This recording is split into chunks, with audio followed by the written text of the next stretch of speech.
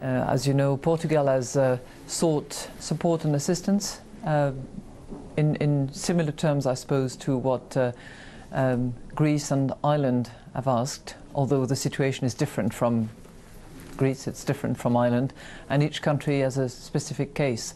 But my understanding is that an agreement has been reached, and they've all agreed that a total support package of 78 billion euros would be in order. Now, I'm not sure about the rest of it because it's very, very fresh, but it's comforting to see that an agreement has been reached.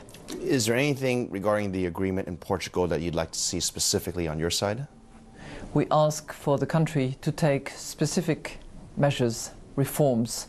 We call that conditionalities.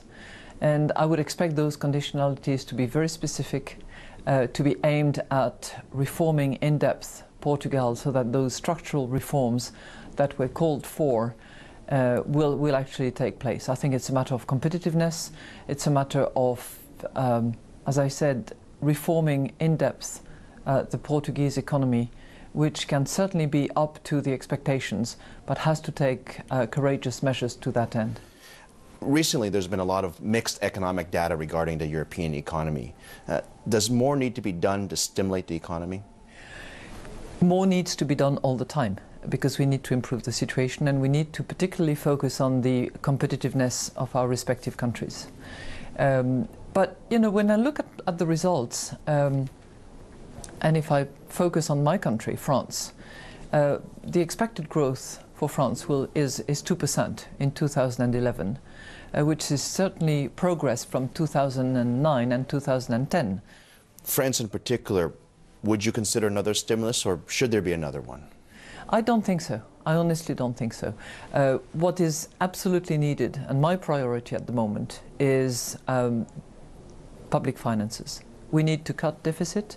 We need to make sure that we restore a sensible level of indebtedness. Madam Minister, a lot of folks are watching the US dollar from around the world. We've had recent weakness. The euro dollar is now at 148, 149. How has that affected European competitiveness?